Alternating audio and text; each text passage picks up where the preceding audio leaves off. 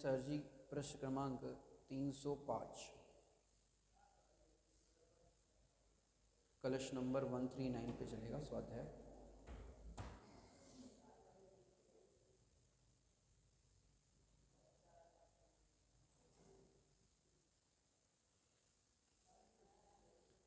निर्जरा अधिकार है कलश नंबर 139।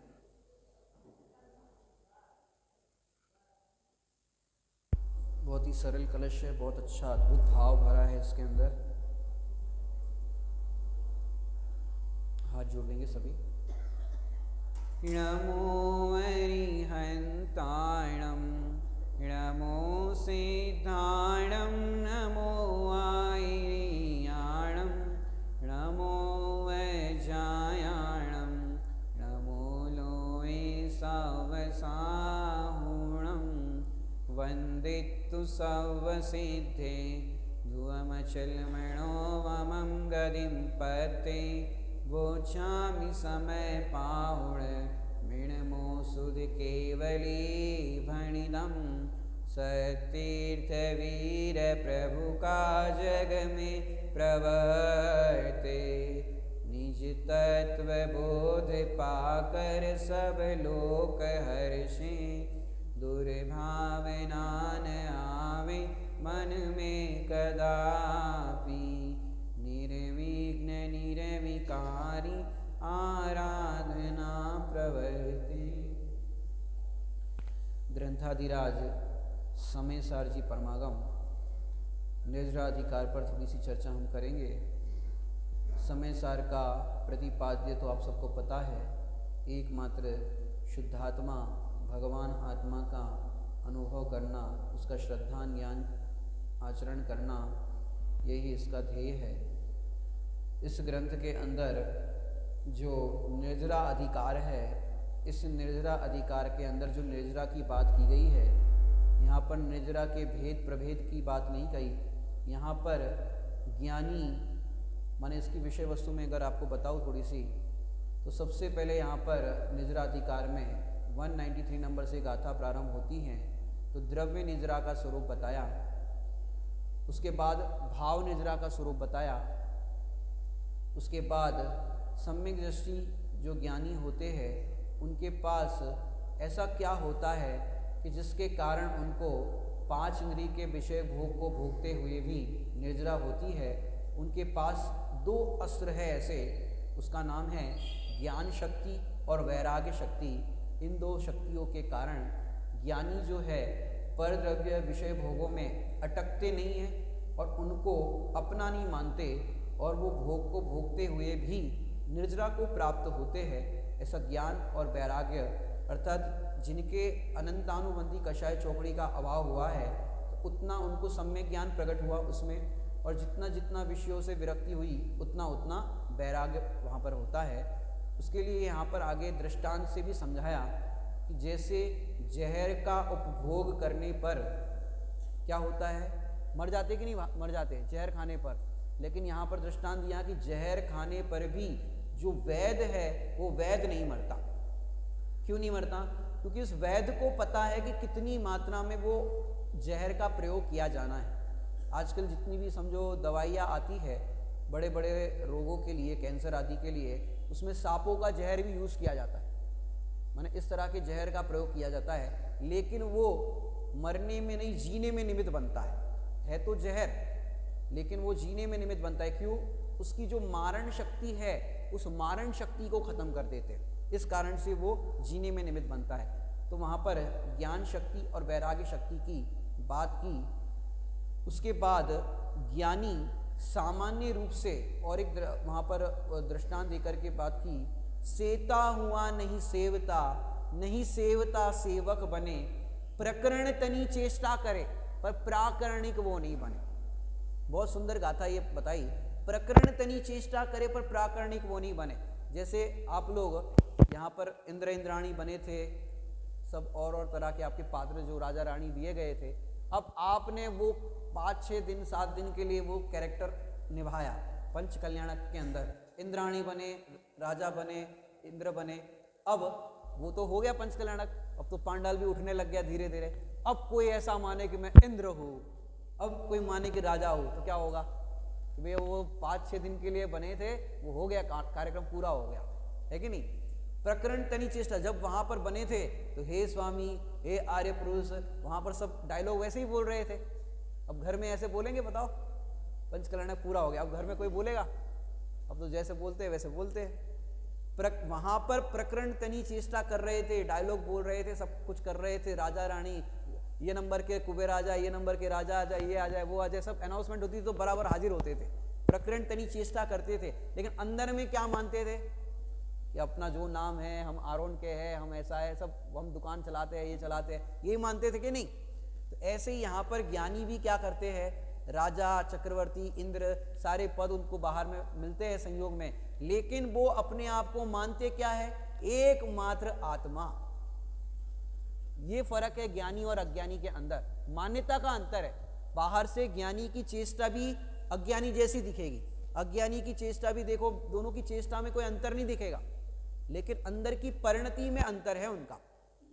जिसको मैं आपको कहूं कि वो ज्ञानी 5 इंद्रिय के विषय भोगो भोगता है, फिर भी अंदर में अरुचि भाव है, जिसको यहाँ पर गाथा में 197 नंबर की लगभग गाथा है या 196 है, वहां पर लिखा कि जो अरति भाव पूर्वक मद्य पीता है लेकिन मत्त नहीं बनता, माने अरति भाव पूर्वक मदिरा का सेवन करता है फिर भी उसको नशा नहीं चढ़ता, ऐसा वहां पर दृष्टांत दिया।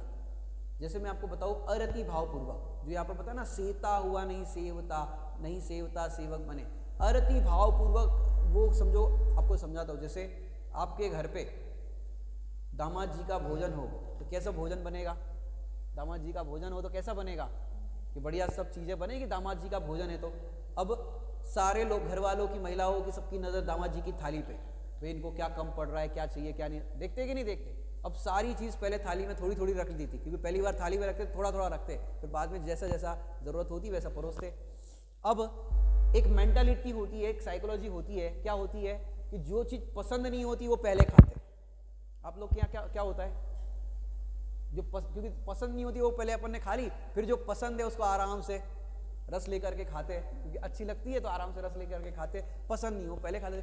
अब थाली के अंदर करेले की सब्जी थी, अब दामाद जी को पसंद नहीं, अब थोड़ी थोड़ी सब परोस दी थी, सब चीजें थी, तो अब उनने क्या किया, पूड़ी से करेले की सब्जी कवर करके फटाफट खा ली। अब सबकी नजर थाली पे, दामाद जी को क्या चाहिए क्या चाहिए, सबने देखा भैया सब्जी कम पड़ रही है, पहले तो थोड़ी परोसी थी, अब कलछी भर के डाल दी। अब बताओ, अब वो पहले खाएंगे कि बाद में खाएंगे, कब खाएंगे, बाद में खाएंगे। अब पहले खा ले तो फिर से दोबारा परोस लेंगे, अब मना करने की तो बात ही नहीं, आपको तो लेना ही पड़ेगा। अब वो लास्ट में खाएंगे, समझो पहले और सब चीजें भोजन में उनने ले ली, अब लास्ट में वो करेले की सब्जी खाएंगे, दिख भी रहे करेले की सब्जी खाते हुए, बताओ खा रहे कि नहीं खा रहे।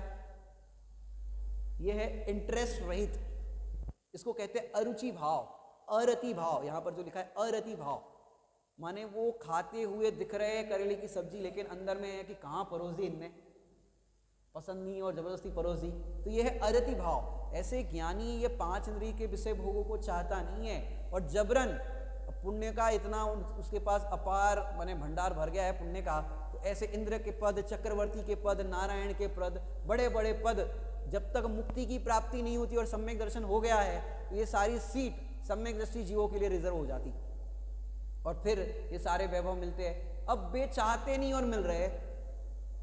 मैंने दूसरे एंगल से मैं आपको बताऊं कि ज्ञानी भी विषय भोग में प्रवृत्ति करता है, अज्ञानी भी विषय भोग में प्रवृत्ति करता है, लेकिन दोनों के अंदर आप देखोगे तो अज्ञानी और ज्ञानी में, ज्ञानी का विषय भोग के अंदर कनेक्शन कट गया है, अंदर से तार ही कट गया है, जो जुड़ान था, रुचि का जो जुड़ान था वो अरति भाव पूर्वक, अब प्रवर्तन भी करेगा लेकिन अरति भाव पूर्वक। जैसे नेमी कुमार, आपने बारात देखी थी नेमी कुमार की, नेमी कुमार विवाह के लिए निकले थे तो कैसे निकले थे बताओ, उदास वैराग्य भावना माने 12 भावना भाते भाते निकले थे। जब घर से निकले थे तो बढ़िया एकदम मुगट सजा हुआ, बाजू बंद बांधे थे, और सब कुछ जितना भी ड्रेस है, सोने का हार, हीरे का हार, जो भी जितनी भी व्यवस्था थी सब एकदम बढ़िया, और जरा सा टेढ़ा मेढ़ा हो तो नहीं चले, क्योंकि तीर्थंकर के जीव है तो सारी व्यवस्था है उनकी कैसी होगी, माने पूरा तैयारी से निकले थे। ऐसे एक और तीर्थंकर की बात आती, ऊपर विराजमान है, वे भी शादी करने के लिए निकले थे। कौन से? आपको तो एक का ही पता होगा शायद, नेमी कुमार का। दूसरे भी शादी करने के लिए निकले थे। कौन? मल्लीनाथ भगवान। मल्लीनाथ भगवान भी शादी करने के लिए निकले थे और उनको भी बारात निकली थी और वैराग्य आ गया। अब उसकी तो चर्चा ही नहीं होती। उनका क्या था कि उनको नगरी की शोभा देख करके, पंडित साहब ने उसके लिए आप ये वैराग्य पाठ संग्रह इस पन्नी के अंदर रखी है, उसमें पढ़ना, मल्लीनाथ का वैराग्य।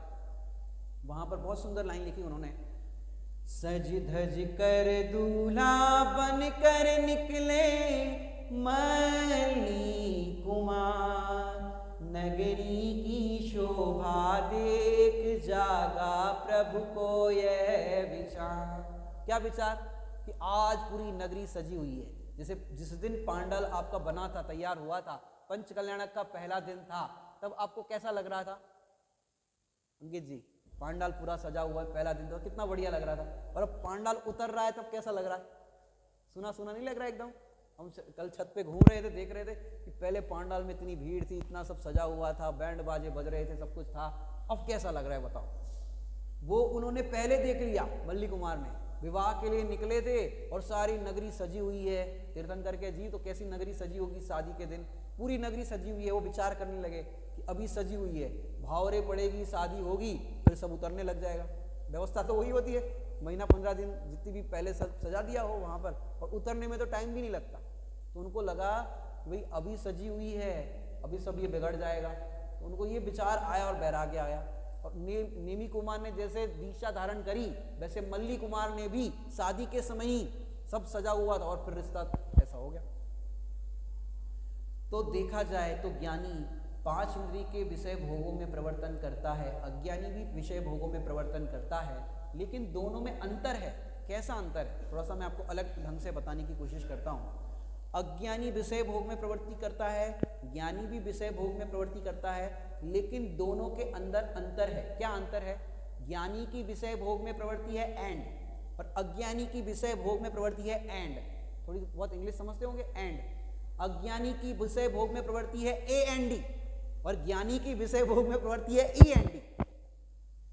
अज्ञानी को विषय भोग मिलते हैं तो आगामी भोगों की वांछा होती है, और मिलता है। जैसे भोजन में कोई चीज है, भोजन में क्या रखा है? ये दाल है, और क्या है? सब्जी है, और क्या है? रोटी है, और क्या है? ये। तो और की होती है, और अगली बार ऐसा फिर बनाएंगे, अगली बार फिर ऐसा करेंगे। तो ऐसी और की वांछा होती है अज्ञानी को। और ज्ञानी को जो प्राप्त संयोग है, चक्रवर्ती बन गया या कुछ भी बाहर में बड़ा पद मिल गया, उसमें ई एंड डी, जो आप निर्जराधिकार की गाथाएं देखोगे, ज्ञानी ना इच्छे पुण्य को, ज्ञानी ना इच्छे पाप को, ज्ञानी ना इच्छे अशन को ना पान को, ऐसी 4 गाथाएं दी यहाँ पर कि उसको वांछा नहीं है ज्ञानी को। तो ज्ञानी को इच्छा नहीं होती भोजन करने की, ज्ञानी को इच्छा नहीं होती शादी करने की। इच्छा तो होती है, राग तो होता है। या भावार्थ में जयचंद जी छाबड़ा साहब ने बहुत सुंदर शब्द दिया और गुरुदेव सिंह ने उसको बहुत हाईलाइट किया। ज्ञानी को राग तो है, लेकिन राग का राग नहीं है, ये शब्द आया है। गुरुदेव सिंह ने इसको बहुत हाईलाइट किया। ज्ञानी ने राग तो छे पर रागनो राग नहीं, ऐसा कहते थे। राग तो छे पर राग का राग नहीं। राग का राग क्या होता है कि जो सहज भूमिका अनुसार राग आ रहा है वो तो आ रहा है, लेकिन ये राग भला है, ये हितकारी है, ऐसा राग नहीं। अज्ञानी उसको भला जानता है। तो दोनों की परिणति में अंतर है। तो ज्ञान शक्ति वैराग्य शक्ति के बाद उसको बताया कि अरति भाव पूर्वक प्रवर्तन करता है। सेता हुआ नहीं सेवता, नहीं सेवता सेवक बने, प्रकरण तनी चेष्टा करे प्राकरणिक वो नहीं बने। इस प्रकार वहां पर प्रकरण दिया। उसके बाद एक अगला प्रकरण शुरू होता है। वहां पर 6 गाथाओं में लगभग प्रकरण बताया कि ज्ञानी का पद कौन सा है, ज्ञानी का पद कौन सा है। तो उसके लिए 200 नंबर से लगभग गाथा शुरू होती है, 201 से।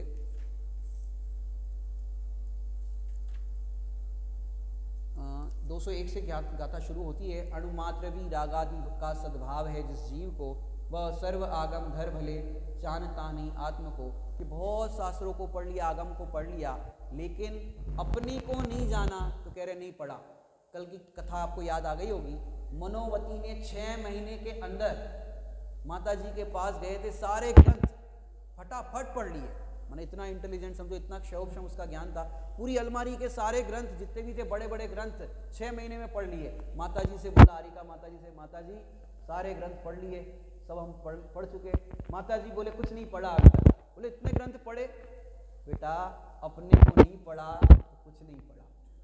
और फिर उसने माता जी के चरणों में भावना भाई और आत्मानुभूति कर ली। कल रात को कथा चली थी, आगे आज और चलेगी। तो आत्मानुभूति नहीं की तो आत्मा को नहीं जानता, वो अनात्मा को भी नहीं जानता, ऐसा भाव यहाँ पर बताया 202 नंबर के अंदर। फिर जो अपने को प्रकरण लेना है 203 गाथा के बाद वाला, 203 नंबर की गाथा में यहाँ पर उत्थानिका में बहुत सुंदर शब्द लिया। यहाँ पर हमारा पद क्या है और कौन सा है। क्या कहा? हमारा पद क्या है और कौन सा है। जैसे आप लोग आवास काउंटर पे बैठते थे, आवास काउंटर जैसे ही कोई बाहर से आता था व्यक्ति, क्या करता था काउंटर पे आकर के? हमारा पद क्या है। यहाँ पर टीका में शब्द लिया है स्थाता का स्थान। हमारा रहने वाला स्थान कौन सा है। पहले आते हैं सामान लेकर के, बेड अटैची लेकर के, तो पहला प्रश्न ये होता है आवास काउंटर पे, पहले आवास काउंटर पे जाते हैं क्योंकि सामान वगैरह रख ले, थोड़ा सा कपड़े वपड़े बदल दे, शुद्धि कर ले। तो वह पद क्या है, हमारा स्थान क्या है, मैंने ऐसा प्रश्न होता है। तो यहाँ पर भी यह प्रश्न कर रहे हैं वह पद क्या है, स्थाता का स्थान क्या है, कि जहाँ पर हमको रहना है वो पद क्या है। तो आप लोग क्या बताते हो भाई आपका यहाँ पर इस जगह पर आपका रहना है, यहाँ पर आपकी हमने व्यवस्था की है, यहाँ पर रूम अलॉट किया है। तो यहाँ पर जो आपने आवास की व्यवस्था की थी वो परमानेंट है कि अस्थाई है? कैसी है? अस्थाई है। चलो वो तो पांडाल में जितने भी लोग आए थे, जितने भी बाहर से आए थे, वो सब चले गए। लेकिन अब जो आप जिस घर में रह रहे हो वो तो परमानेंट है कि नहीं है? जिस घर में आप रह रहे हो वो तो परमानेंट है कि नहीं है? वो भी परमानेंट नहीं है। आपको किराए का मकान है कि खुद का है? अंकित जी बताओ। धर्मेश, किराए का है कि खुद का है? खुद का है। अरे भैया किराए का मकान है कि जब तक आपका स्थान रह, देखो अगर आपको उससे कोई बढ़िया मकान मिल रहा हो तो क्या करोगे? हाँ वो मिल रहा है, ये छोड़ो वो ले लो, है कि नहीं? होता है कि नहीं होता? बढ़िया उससे कोई मिल रहा हो तो क्या करोगे? वो मकान लेंगे। तो अब देखो दो एंगल है, या आप खुद घर से निकल जाओगे या आयु पूरी होगी तो फिर निकलना पड़ेगा। दो एंगल से घर तो वहीं पर रहेगा, लेकिन वो जो मान्यता है वो मान्यता में अंतर है। तो स्थाता का स्थान, स्थिर रहने वाला स्थान कौन सा है, कि जहां पर शाश्वत निवास हो सके, कि जिस घर को कभी खाली ना करना पड़े, परमानेंट, ऐसा स्थाता का स्थान कौन सा है। तो यहाँ पर 5 विशेषणों से वो बात की है। मैंने इसके अंदर बताया है कि ये दो चीज़ों के अंदर भेद विज्ञान किया। माने एक तो हमारा जो ज्ञान दर्शन सुख वीर्य, जो हमारा जो स्वभाव है वो है तत्स्वभाव, और रागादि भाव है, कर्म के उदय के अनुसार होने वाले भाव है, वो सब कैसे है? अतत् स्वभाव, वो मेरे से भिन्न है। ऐसे 5 बोलों से यहाँ पर माने ये जो ज्ञानादि अपने जो भाव है, स्वभाव है, वो है तत्स्वभाव, वो है नियत, वो शाश्वत रहने वाले है, वो अव्याभिचारी भाव है, और उसके सामने रागादि परिणामों को और कर्म के उदय से होने वाले परिणाम को अनियत कहा। नियत और अनियत समझते हो? नियत अनियत क्या होता है? नियत माने फिक्स। जैसे ईसीजी मशीन देखा है आपने, cardiogram, ECG up down graph होता है ईसीजी मशीन में, तो वहां पर तो अप डाउन ग्राफ जो होता है वो तो अच्छा है। यदि वहां पर सीधी रेखा आ जाए तो क्या होगा? कार्डियोग्राम जो ईसीजी का ग्राफ होता है, सीधी रेखा आ जाए तो वहां पर काम तमाम हो गया। वहां पर तो अप डाउन वाला ग्राफ अच्छा है, सीधी रेखा वाला अच्छा नहीं है। लेकिन यहाँ मोक्ष मार्ग में तो सीधी रेखा वाला अच्छा है। नियत, कि जो हमारा स्वभाव रहता है वो नियत है, फिक्स है।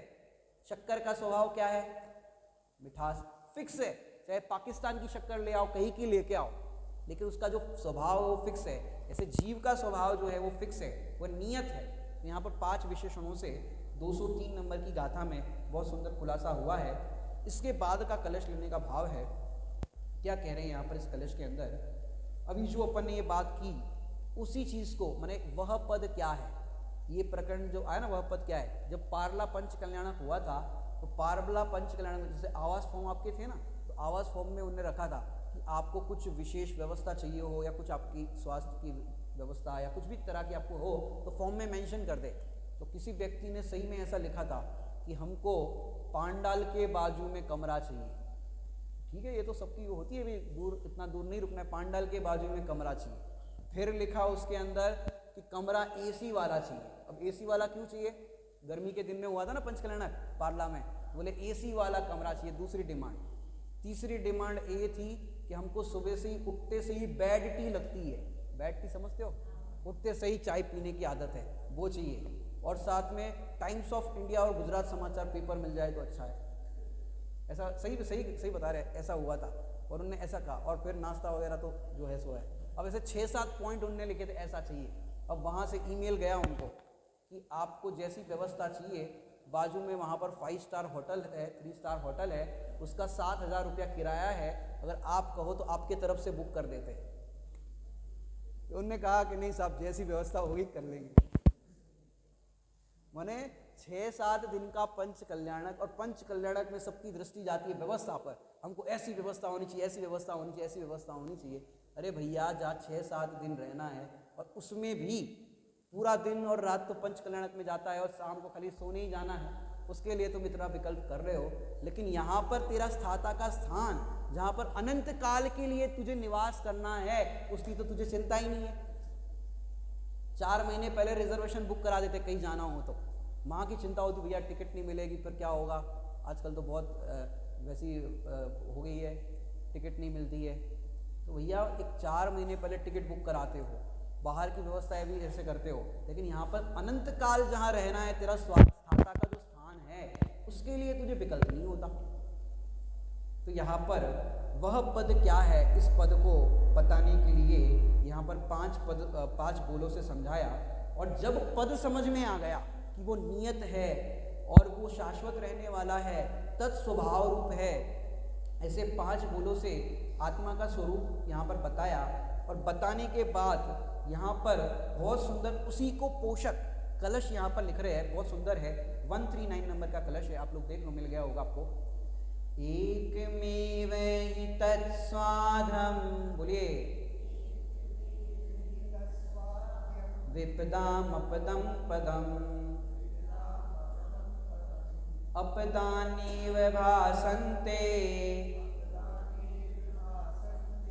पादान्यन्यनि युत्पर। हिंदी पढ़ते बहुत सुंदर भाव है। अरे जिसके सामने हो सभी पद भासित अपद, सब आपनाओं से रहित आराध्य है वह ज्ञान पर। क्या लिखा है यहाँ पर? अरे जिसके सामने, किसके सामने? अरे जिसके सामने, तो किसके सामने बताओ? 2 चीज होनी चाहिए। अरे जिसके सामने, तो किसके सामने? तो किसके सामने एक चीज हो गई, और जिसके सामने तो 2 चीज हो गई, क्योंकि भेद विज्ञान के लिए 2 चीज चाहिए। अरे जिसके सामने हो सभी पद भासित अपद। जैसे आपको कोई पीतल की अंगूठी फ्री में देगा तो लेगो के लिए बताओ, पीतल की अंगूठी फ्री में दे रहा है, चलो पीतल की जान दो। चांदी की दे रहा है तो लेगो, चांदी की दे रहा है तो लोगे, बराबर।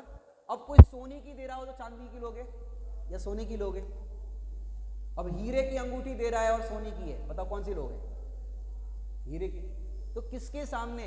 कि पहले चांदी की मिल रही थी तो चांदी की ले रहे थे, लेकिन सामने सोने की आई तो सोने की। हीरे की मिल रही है तो फिर सोने और चांदी को रिजेक्ट कर रहे हो।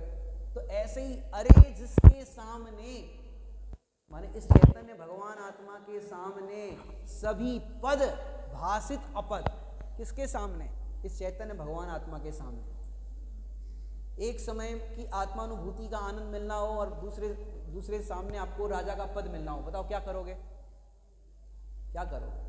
अरे जिसके सामने, देखो आपके सामने 2 ऑप्शन है। क्या ऑप्शन है बताता हूँ। कुंद आचार्य देव को तो 2 किंवदंती आती है। एक तो चारण रिद्धिधारी थे वो, तो स्वयं गए, दूसरा कोई देव आकर के उनको लेकर के गया। ऐसी 2 बातें आती हैं। अब सोचो, अपन चारण रिद्धि को तो चलो कोई बात नहीं, लेकिन कोई देव आकर के आपसे कहे अभी इसी वक्त कि आपको हम विदेश क्षेत्र ले जाना चाहते हैं, और दूसरा ऑप्शन है आपको कल कश्मीर जाना है या कहीं घूमने जाना है, समझो कहीं जाना है, बताओ क्या करोगे? या फिर और आपको कोई काम है, या तो घर पे कुकर लगा करके आए हो आप और अभी आपको कह रहे तुरंत जाना है, बताओ क्या करोगे? तुरंत के तुरंत विदेश क्षेत्र ले जा रहे हैं, बताओ क्या करोगे? जाओगे? तैयार हो? अरे भैया कितने काम दिमाग में भरे हैं, अभी पांडल का काम बाकी, ये काम बाकी, पंडित जी ये हो जाए फिर चले जाएंगे, ये काम बाकी, मैंने कितना अपने बोझा लेकर के बैठा है। कुंद कुंद स्वामी तो निर्भर बैठे थे, वे तो पीछी कमांडल लिए और चलते बने।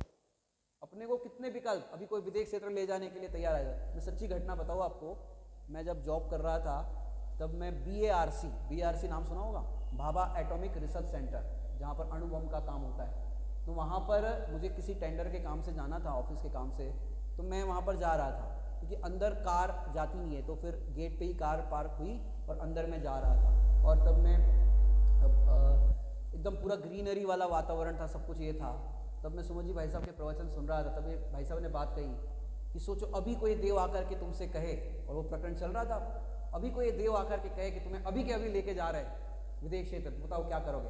मुझे याद आ रहा था मतलब उस समय कि भैया 4 बजे तक टेंडर पहुंचाना है वहाँ पे, नहीं तो काम अटक जाएगा। अब सोचो कितने विकल्प होते हैं, जब बाहर के अंदर प्रवृत्ति होती है तो कितने विकल्प होते हैं, मतलब 4 बजे तक टेंडर पहुंचाना है, और वहाँ पर बात आई क्या, अभी की अभी विदेश क्षेत्र के लिए तुम्हें लेने के लिए आए, तो क्या करोगे? सोचो, माने परिस्थितियां ऐसी होती है। लेकिन यहाँ पर कह रहे अरे जिसके सामने, पहले आपको उसकी कीमत तो आनी चाहिए। अगर आपको हीरे की अंगूठी की कीमत पता है तो बाकी सब चीजें आप रिजेक्ट करने तैयार हो जाओगे। तो अरे जिसके सामने हो सभी पद भासित अपद, सभी पद, इसके सामने सारे पद अपद भासित होते हैं। जैसे पत्नी के लिए पति ही सर्वस्व होता है, लेकिन घर के सारे मेंबर्स के साथ, ससुर जी है, सासू जी है, सब देवर है, सबके साथ वो यथा योग्य व्यवहार करती है। यदि सबके साथ में व्यवहार उसका चल रहा है, यदि चुनने का अवसर आए तो वो किसको चुनेगी? एक तरफ है परिवार, एक तरफ है पति, बताओ किसको चुनेगी? पति को चुनेगी। ऐसे यहाँ पर ये जो चैतन्य पति है अपना, ध्रुव है, उसकी कीमत है, और उसके सामने सारे पद अपद भाषित होते हैं। फिर कह रहे सब आपदाओं से रहित, ये चैतन्य पद कैसा है? सभी प्रकार की आपदाओं से रहित है। वहां पर कोई प्रकार की आपदा नहीं है, वहां पर कोई प्रकार का दुख नहीं है।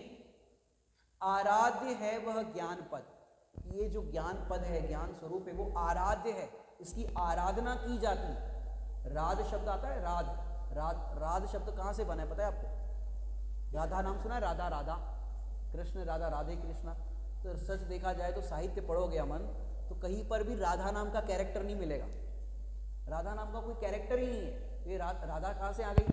कि कृष्ण जी को राध माने प्रसन्नता प्रिय थी, आत्मिक प्रसन्नता प्रिय थी, वो है राध। और ना शब्द क्रिया के लिए यूज होता है, जैसे खाना, पीना, जाना, पढ़ना, ये ना क्रिया के लिए यूज होता है। जैसे राध, राधा, ऐसे उससे राधा शब्द बन गया। और आराधना, तो आत्मा को सब ओर से देख करके प्रसन्न होना, इसका नाम है आराधना। तो जो आत्मा है उसकी आराधना की जाती है।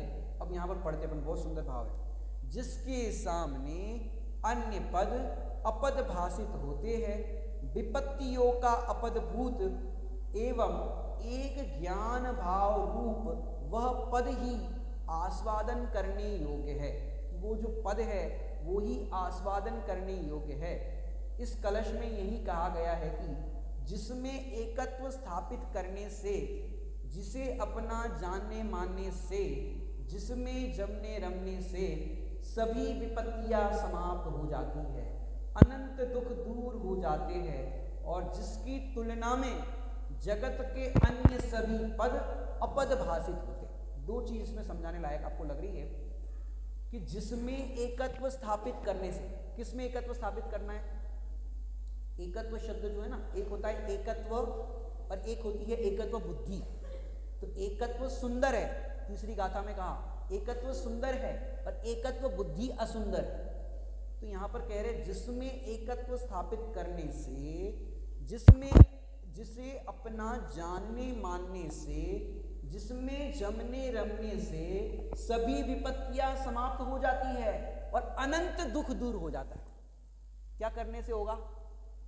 कि इस चैतन्य भगवान आत्मा को जानने मानने से और इसमें जमने रमने से समस्त दुख दूर हो जाता है। और यहाँ पर कहा अनंत दुख दूर हो जाता है। कैसे होगा, एक दृष्टांत देता हूँ आपको। जैसे एक छोटा सा बच्चा अपने पापा के साथ मुंबई चला गया। अब मुंबई में आपने देखा होगा कितनी भीड़ भाड़ होती है, कितनी लोकल ट्रेन के अंदर भीड़ होती है, सब बहुत सारा भीड़ भाड़ होती है।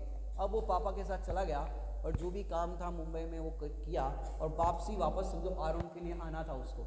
अब क्या हुआ, रेलवे स्टेशन पर देखा तो वहाँ पर इंडिकेटर लगा हुआ नहीं था। तो पापा ने बच्चे से कहा कि बेटा मैं 5 मिनट में देख करके आता हूँ, ट्रेन कब आ रही है क्या है उसका देख करके आता हूँ, तुम यहीं पर रहना, कहीं जाना मत। तो सामान के साथ उसको वहाँ पर खड़ा कर दिया। अब इंडियन टाइम तो 5 मिनट समझते हो, 5 मिनट में आ रहा हूँ, 5 मिनट में आ रहा हूँ। अब कितने मिनट में आएगा वो तो समझते हो। अब वो वहाँ पर देखने गया, अब वहाँ पर प्लेटफॉर्म पे उसने देखा कि भाई ट्रेन तो 2 घंटे लेट है।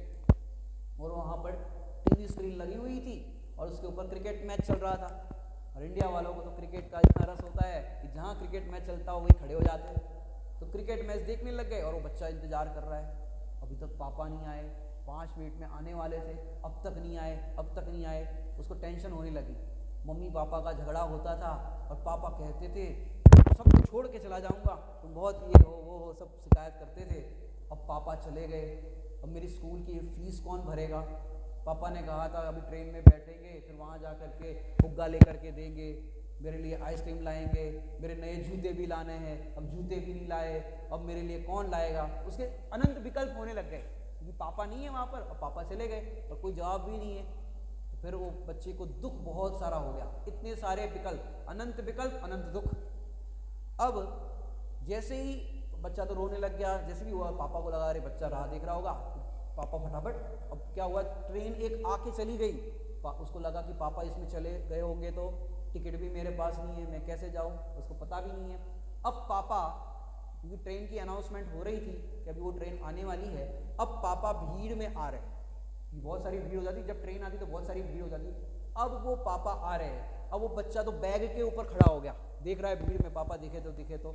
अब भीड़ में देख रहा है बैग के ऊपर खड़ा होकर के, उस बच्चे को पापा का चांद दिखा। चांद समझते हो, पापा का चांद दिखा, पापा नहीं दिखे, इतना सा चांद दिखा पापा का। बच्चे का सारा दुख समाप्त हो गया, अनंत दुख समाप्त हो गया। क्यों कि चांद देखने पर ये ही मेरे पापा है। ऐसे यहाँ पर ज्ञान लक्षण से तुमने अपने आप को पहचान लिया और अपना आत्मा अनुभव में आ गया कि यही मैं हूँ, तो सारा दुख समाप्त हो गया, अनंत दुख समाप्त हो गया। कि जिसे अपना जानने मानने से, जिसमें जमने रमने से सभी विपत्तियां समाप्त हो जाती। ये मेरे पापा, इतना सा चांद देखा, ये मेरे पापा। अब मेरे सारे प्रॉब्लम अब एक एक को सॉल्व करना पड़ेगा। मेरे फीस चुकाने वाले आए, मेरे फुग्गा लेने वाले आए, मेरे जूते लाने वाले, एक एक को सॉल्व नहीं करना पड़ेगा, सारी विपत्तियां समाप्त, अनंत दुख दूर हो गए। आगे पढ़ते हैं, अनंत दुख दूर हो जाते हैं और जिसकी तुलना में जगत के अन्य सभी पद अपद भाषित होते हैं। अब तुलना करने की बात करें, जिसकी तुलना में, कि कैसी तुलना होगी। अब आत्मा का अनुभव करना है, बराबर। अब पद का आपको पता नहीं है कि ये अपना पद है, ये चैतन्य पद मेरा पद है, ये आपको पता नहीं। क्यों, अब तक इस पद का अनुभव ही नहीं हुआ है। और बाहर के पद जो है वो बाहर के पद को ही अपना पद मानते रहे अनादि से। तो अब तुलना करनी है, अब तुलना करे तो करे कैसे। दो चीज में तुलना होती है। अब तुलना करने पर क्या होगा, जिसकी तुलना में जगत के अन्य सभी पद अपद भाषित होते हैं, तुच्छ भाषित होते हैं। इस चीज को समझा रहा हूं, इस लाइन को। जैसे एक राजा का पुत्र था और एक गरीब का पुत्र था, दोनों आपस में मित्र थे। अब मित्र थे तो साथ में खेलते थे, घूमते थे, सब चलता था। अब राजा के पुत्र ने एक बार कहा उस मित्र से, गरीब के पुत्र से, कि आज मैं केसर वाला दूध पी करके आया हूं। गरीब का बेटा, दूध की भी व्यवस्था नहीं तो केसर वाला दूध कहाँ से क्या हो। तो अपने घर गया और माँ से कहा, माँ आज मेरा मित्र कह रहा था केसर वाला दूध पी के आया है, मुझे भी पीना है, मुझे भी पिलाओ केसर वाला दूध। अब माँ बेचारी क्या करे, घर में व्यवस्था नहीं, दूध की भी व्यवस्था नहीं तो केसर वगैरह तो कहाँ से लाए। बेटा तो जिद करने लगा, माँ मुझे केसर वाला दूध पीना है, मुझे खाना नहीं खाना, मुझे केसर वाला दूध पीना है। माँ ने कहा, बेटा एक काम करो, आज नहीं कल पिलाएंगे, आज नहीं कल, जैसे तैसे मना दिया उसको, कल पिलाएंगे। अब माँ बेचारी दूध कहाँ से लाए, कहाँ से केसर लाए। तो माँ ने सोचा कि चलो कुछ उपाय करते हैं। इसने पहले तो कभी पिया नहीं है केसर वाला दूध। सवेरे बच्चा उठा, माँ केसर वाला दूध, पहले मंदिर जाओ, पहले दर्शन, फिर दूध मिलेगा। फिर क्या हुआ, माँ ने चावल चढ़ा दिए, चूल्हे पर चावल चढ़ा दिए, और फिर मांड का पानी समझते हो, चावल का सफ़ेद पानी निकलता है, मांड का पानी, वो गिलास में भर दिया, हल्दी डाल दी, थोड़ी बूरा मिला दिया, और फिर जैसे ही बच्चा आया, ले बेटा केसर वाला दूध। अब उसने कभी पिया ही नहीं केसर वाला दूध। अब जैसे ही उसने पिया, अब जो था वो था, उसने कभी पिया ही नहीं, तो उसको लगा कि चलो हमने भी पी लिया। अब मित्र के पास गया, राजा के पुत्र के पास, उसने कहा केसर वाला दूध पी के आया हूँ। ये गरीब का पुत्र भी बोला मैं भी पी के आया हूँ। अब उसने भी तो पिया था, मैं भी पी के आया हूँ। अब आपस में इस तरह से चलता गया।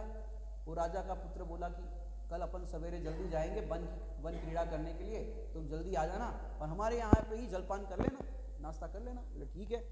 दोनों वन क्रीड़ा के लिए गए, फिर आए, हाथ मुँह धोया, फिर सेवक दास दासी आ गए, और फिर केसर वाला दूध दोनों के लिए लेकर के आए, और फिर दिया, पियो मित्र पियो केसर वाला दूध। अब बाहर से दिखने में वैसा ही लग रहा था, क्योंकि हल्दी वाला मांड का पानी पिया था, तो कलर तो वैसे ही आ गया था। अब उसने जैसे ही एक घूंट पिया, क्या हुआ, क्योंकि देखो राजा के यहाँ तो डुप्लीकेट चीज मिलेगी नहीं, घर में जो पिलाया माँ ने पिला दिया, लेकिन राजा के यहाँ तो सब चीज उत्तम होगी। अब जैसे ही एक घूंट पिया, अभी पाठ कर रहे थे अपन, वही हो गया, जब से लिया चैतन्य के आनंद का आस्वाद, रमणीक भोग भी लगे मुझको सभी निस्वाद। अब एक घूंट केसर वाला दूध पीने पर क्या हुआ, वो मांड का पानी पी रहा था इतने दिनों से, अब वो कैसा लग रहा है, वो मांड का पानी जो पी रहा था वो निस्वाद लग रहा है। क्यों, असली केसर वाले दूध का स्वाद चखा ना।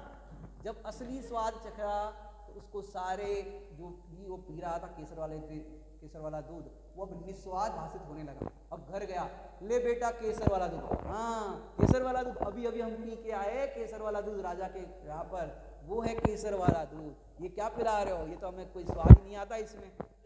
ऐसे ज्ञानी जब होते हैं, अपने चैतन्य भगवान आत्मा का जब अनुभव होता है, तब आत्म अनुभव आवे, तब और कछु ना सुहावे। सारे पद, सारी जगत के पर पदार्थ सब कैसे लगते हैं, निस्वाद लगते हैं, उसमें कोई सार नजर नहीं आता। अब तक क्यों सार नजर आ रहा था, क्योंकि अब तक उसने असली केसर वाला दूध नहीं चखा था। ऐसे ही अज्ञानी प्राणी को बाहर के पद प्रतिष्ठा में, बाहर के संयोगों में क्यों आनंद आ रहा है, क्योंकि अब तक उसने इन संयोगों से न्यारा जो अतीन्द्रिय आनंद है उसका स्वाद नहीं चखा। जब इसका स्वाद चखेगा तो ये बाहर के पद नहीं सुहाएंगे। माने चक्रवर्ती भी भोगों को भोगता नहीं है, भुगतता है। क्या बताए, तो ऐसे उसको सभी पद अपद भाषित होते हैं, तुच्छ भाषित होते हैं। वह ज्ञान पद ही एकमात्र आस्वादन करने योग्य है, आराधना के योग्य है, साधना के योग्य है। इसलिए हे भव्य जीवो, तुम एकमात्र इस ज्ञान पद की आराधना में अपने जीवन को लगा दो। कौन कह रहे हैं ऐसा यहाँ पर? अमृत चंद्र आचार्य देव यहाँ पर कलश में भाव बता रहे हैं कि ये अपने जीवन को इस ज्ञान पद की आराधना में लगा दो। जैसे किसी ने कोई शहर के अंदर, छोटा दृष्टांत है, जो कहेंगे पंडित जी शेयर करने के लिए कह रहे, शहर के अंदर किसी ने पैसे लगाए हो और उसको पक्का विश्वास है कि ये शेयर का भाव ऊपर जाएगा। अब कोई पूछे भैया पैसे खाली पड़े हैं क्या करें, अरे तुम इसमें लगा दो, 1 के 4 हो जाएंगे, इतना प्रॉफिट हो जाएगा, तुम्हारा इतना लाभ हो जाएगा। ये जगह बहुत कीमती है। अब ये जो जगह मंदिर की है पहले भी मिल रही थी, ऐसा सुनने में आया, अब तब नहीं ली, अब भैया अब मौका मत चुको, अब मिल रही है यहाँ पर बढ़िया जगह तो ले लो।